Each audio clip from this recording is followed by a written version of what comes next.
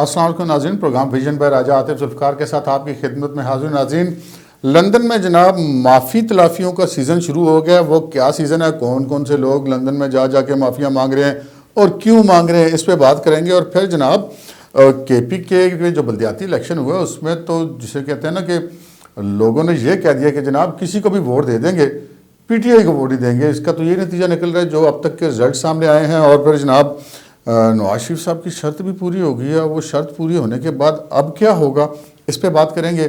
मगर इससे पहले कि अपने प्रोग्राम को आगे बढ़ाएं, आपसे गुजारिश है कि अगर अभी तक आपने हमारे चैनल सब्सक्राइब नहीं किया तो प्लीज़ कर लीजिए और साथ ही बेल आइकॉन भी दबा दीजिए ताकि जो ही हमारा कोई नया प्रोग्राम अपलोड होता है तो उसका नोटिफिकेशन फौरी तौर पर आपको मौसूल हो सके। प्रोग्राम का बाकायदा आगाज़ करते हैं जनाब। KPK में बल्दियाती इंतखाबात हुए। वैसे अब तो लगता है कि खान साहब पीछे मुड़ मुड़ के देख रहे होंगे और कह रहे होंगे कि मैंने तका के ने मारे जनाब। पाकिस्तान तहरीक इंसाफ को चूँकि अपनी कारकर्दगी का पता था तो वो ये नहीं चाहते थे कि बल्दियाती इंतखाबात जो हैं वो जमाती बुनियादों पर हों। अगरचे कि जमाती बुनियादों पर इंतखाबात ना होते तो ये खान साहब का वो जो अपना एक विजन था उसके ख़िलाफ़ बात जाती।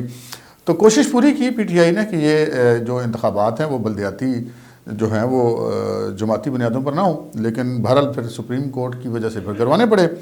तो करवाने के बाद नतीजा जनाब ये निकला है कि JUI जो है JUIF मौलाना फजल रहमान साहब जिसके सरबराह हैं वो इस वक्त जो ये मरहला है KPK के बल्दियाती इंतखाबात में इसमें सबसे आगे दिखाई दे रही है सियासी जमातों में। फिर दूसरे नंबर पे जो है वो बाकी जमातें आती हैं। अब ANP ने बहुत सारी सीटें जीत ली, PMLN ने 3 सीटें जीत ली, JUI ने जो अब तक हमें इतलात मिली हैं उसमें जो विलेज काउंसिल है उसमें 21 से ज़्यादा नशिस्तें जीत ली हैं। फिर जनाब सबसे ज़्यादा जो जिसे कहते हैं हजीमत का सामना करना पड़ा पाकिस्तान तहरीक इंसाफ को वो पेशावर से है जो KPK का दारुखिलाफ़ा है। KPK जिसको PTI अपना गढ़ करार देती है उसके दारुखिलाफ़ा की सीट वो हार गए, मेयर की जो सिटी मेयर की सीट है। और वो जीता कौन, ये उससे ज़्यादा तकलीफ से बात है ख़ुसूसन खान साहब के लिए कि जीता जनाब जमीयत उलमा इस्लाम फजल रहमान ग्रुप का बंदा।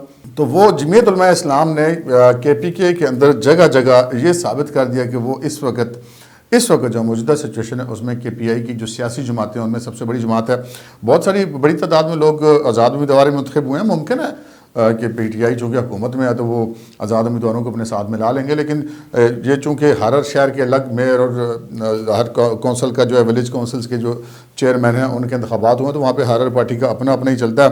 अब PTI ये इलेक्शन हारी क्यों, इस पर हम बात करते हैं। मगर उससे पहले हम देखेंगे कि PTI ने इन इंतखाबात को जीतने के लिए क्या क्या कोशिश नहीं की। तो ये पहला मौका है कि पाकिस्तान के अंदर कोई सियासी जमात विफाक में भी बरसकदार है, सूबे में बरसकदार है, बल्कि सूबे में तो अब 9वां साल जा रहा है उनको बरसकदार हुए। तो वो हम कह सकते हैं कि जो उनकी परफॉर्मेंस है, उनकी जो कारकर्दगी है उसकी कलई बुरी तरह खुल गई है। और हमने देखा कि जनाब इन इंतखाबात में कौन सा हरबा था जो पाकिस्तान तहरीक इंसाफ ने नहीं इस्तेमाल किया। अपनी हुकूमत में होने का उन्होंने जो फ़ायदा उठाना था वो उन्होंने उठाया, बल्कि नाजायज़ तक फ़ायदा उठाया। उनके वज़रात सरेआम लोगों को धमकियाँ लगाते रहे और जो है वो जितना वो खून खराबा भी इस इलेक्शन में हुआ।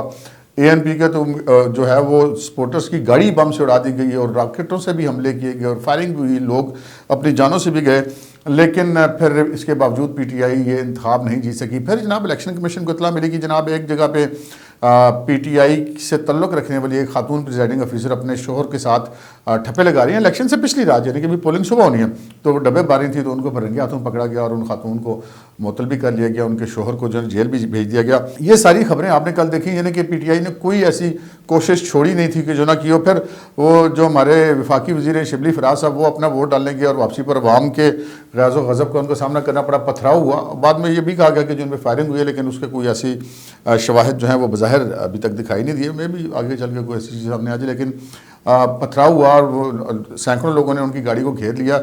और हम ये कह सकते हैं कि उन्होंने लोगों ने अपना रद्द अमल दिखाया, लेकिन अगर उनको मारना मकसूद होता तो वो इतने सारे लोग थे वो वहाँ पे क्या कर सकते थे। लेकिन लोगों ने अपनी यानी कि गुस्से का इज़हार किया और लेकिन शिबली फराज साहब को उसमें कोई तशद्दुद वगैरह का निशाना नहीं बनाया गया। उनके अलबत्ता जो ड्राइवर और उनके साथ जो लोग हैं गनमैन वगैरह वो पथराव से पता चला कि ज़ख्मी हुए। लेकिन यहाँ पर जो है वो अपने जितने गढ़ थे, हम अगर ये बात करें पेशावर में आपको पता है BRT भी इन्होंने बनाई और सेहत इंसाफ कार्ड, मैं उसका फिर जिक्र करूँगा। ये वही कार्ड है जो पहले नवाज शरीफ साहब के दौरे हुकूमत में प्राइम मिनिस्टर हेल्थ कार्ड कहलाता था, जिसका नाम इन्होंने तब्दील करके सेहत इंसाफ कार्ड कर रख दिया और इसके ऊपर अपनी पार्टी का झंडा लगा दिया। यानी कि कौमी ख़जाने से जो एक काम किया जा रहा है उसके ऊपर अपनी पार्टी का झंडा लगाया जा रहा है। ये खान साहब का मैं अब ये कहूँगा कि ये उनकी असलियत है, क्योंकि बातें तो वो पहले जो नहीं वो बड़े हाई मॉरल ग्राउंड पे किया करते थे, लेकिन जब अपनी बारी आई तो वो बिल्कुल ही हर चीज़ उन्होंने बुलडोज कर दी। फिर खान साहब को इलेक्शन कमीशन ने मना किया कि आप जाके ये सेहत इंसाफ कार्ड वाला प्रोग्राम वहाँ पर ना करें, लेकिन वो वहाँ पर गए, उसके बावजूद उन्होंने किया। इलेक्शन कमीशन बेबसी से मुंह देखता रह गया। फिर अली अमीन गंडापुर ने वहाँ पर जो कुछ किया, वहाँ पर भी इलेक्शन कमीशन की बेबसी देखने वाली थी कि एक 50,000 जुर्माना कर दिया। भाई जी इन्होंने क्या फ़र्क पैदा 50,000 जुर्माने, अरबों खरबों वाले मामला हैं। बहरहाल नतीजा ये निकला कि जनाब एक सिर्फ अगर वाहिद कामयाबी हम कह सकते हैं कि PK में PTI को काबिल ज़िक्र कामयाबी मिली तो वही थी कि वज़ीर दिफा परवेज़ खटक साहब का बेटा जो है वो नौशहरा से कामयाब हुआ। अदरवाइज़ वो पेशावर में भी हारे, मर्दान में भी हारे, कोहाट में भी हारे, स्वाबी में भी हारे, जगह जगह से हारे। तो बहुत इसे कहते हैं कि बुरी तरह हारे। तो यहाँ पर एक बड़ा दिलचस्प जो ट्वीट जो है वो मुस्लिम लीग नून की जो नायब सदर हैं और मरकज़ी रहनुमा हैं मरियम नवाज शरीफ साहिबा, उन्होंने किया। वो ट्वीट ये था कि तब्दीली आ नहीं रही, तब्दीली जा रही है। खैर अब फिर लाजिम बात है जब ये परफॉर्मेंस होगी, ये सूरत हाल होगी तो फिर लोग तो गल्ला करेंगे ना। पर वो जो लोग कहते थे कि जनाब मौलाना फजल रहमान तो असम्बली में ही नहीं है, उनकी कोई नुमाइंदगी नहीं है, इसका मतलब है वो अवाम के नुमाइंदे नहीं है तो उनकी वर्थ नहीं है। तो मौलाना फजल रहमान साहब ने अपनी वर्थ जो है वो दिखा दी है बल्दियाती इंतखाबात में। उनको उन्होंने बता दिया कि जी सूबे की कितनी पब्लिक उनके साथ है। यहाँ पे एक इंपॉर्टेंट बात यह है कि यहाँ पे जितनी PDM की जमातें थी उन्होंने अपना अपना इलेक्शन अलग अलग लड़ा। JUI ने अलग लड़ा, मुस्लिम लीग नून ने अलग लड़ा, जो दीगर जमातें थी उन्होंने अलग लड़ा, और जो PDM को छोड़ चुके हैं पीपल्स पार्टी और ANP उन्होंने भी अलग अलग इलेक्शन लड़ा। तो यानी कि ये कोई इत्तेहाद नहीं था हुकूमत के खिलाफ। और ये पाकिस्तान की तारीख में कैसा काम हुआ, हम कह सकते हैं कि पूरी हुकूमती मशीनरी के इस्तेमाल के बावजूद PTI वहाँ पर जो है वो जिसको अपना गढ़ कहती थी वो हम कह सकते हैं कि वो गढ़ा बन गया PTI का, इसमें कोई दो राय नहीं हो सकी। तो अब जनाब वो जमात जो है पाकिस्तान तहरीक इंसाफ उनके उम्मीदवारों जो उनके अरकान असम्बली और वज़रा हैं और उन्होंने आपस में लड़ना शुरू कर दिया। वो इसकी वजह से हार गया, उसकी वजह से हार गया, इसने हमें वोट नहीं दिया, उसने हमें वोट नहीं दिया, हम अपने आप से आ रहे हैं, जो भी आ रहे हैं, लेकिन जीते तो कोई और है जनाब, तुम अपने आप को तो नहीं जीते, और अगर आप हारे अपने आप से तो जीते भी अपने आप से होते। तो बहरहाल ये हम कह सकते हैं कि ये जो इलेक्शन हुआ है कि PK का बल्दियाती इलेक्शन है, ये आइंदा आम इंतखाबात का एक ट्रेलर है जो उनका नज़र आ गया। अब देखना यह है कि जो पंजाब में बल्दियाती इंतखाबात होने हैं, वैसे चौधरी परवेज़ इलाही सब तो पहले ही ये कह चुके हैं अपनी पार्टी के लोगों को कि यार इन्होंने बल्दियाती इलेक्शन कोई नहीं कराना, तो उसी जनरल इलेक्शन की तैयारी करो। तो इसके बाद तो फिर PTI पूरी कोशिश करेगी कि पंजाब में बल्दियाती इंतखाबात ना हो। बहरहाल अब ये सिचुएशन है, वो जब आप बेदरेग महंगाई करेंगे, आप आवाम की परवाह नहीं करेंगे, उनके ज़ख्मों में नमक छिड़केंगे, आप जो है वो लोगों के मुंह में लोगों कहें एक रोटी खाओ, कभी आप कहें चीनी के दाने कम खाओ, कभी आप कहें गैस पे कि अपनी आदतें तब्दील कर लो, और फिर आप खुद जो हैं वो उसकी उलट कर रहे हों, आप अरबों रुपए के जहाज़ों में उड़ते फिर रहे हों और जनाब दुनिया के सारे खर्चे करते फिर रहे हों, अपने ज़ाती आप जाके मनसूबों के अफ्ताह दुनिया प्राइवेट जो हैं उनके जाके आप सरकारी ख़जाने पर करते हों, तो फिर ये रद्द-ए-अमल तो पब्लिक की तरफ से आता है जो कि आके रहा। जो आइंदा इलेक्शन है अगर उसमें भी अगर इसी तरह जैसे कि अब यहाँ पे किसी अपोजिशन पार्टी ने इल्ज़ाम नहीं लगाया कि इस्टेब्लिशमेंट ने किसी किस्म की कोई सपोर्ट की है PTI को, और अगर इसी तरह सियासी जमातें खुद अपना इलेक्शन लड़ती हैं जैसे कि होना चाहिए जमहूरियत में, तो फिर PTI की जो अगले इलेक्शन में जो है वो फिल्म चलने वाली है उसका ट्रेलर ही सामने आ गया।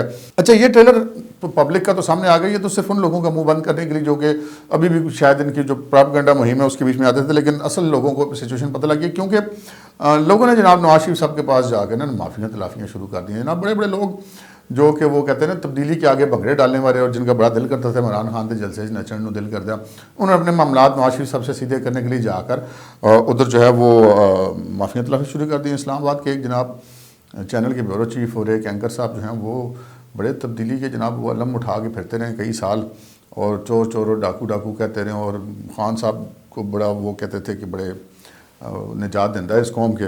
वो जनाब गए हैं लंदन और जाके मियाँ साहब से मिलके माफ़ी तलाफ़ी करके आ गए हैं जनाब।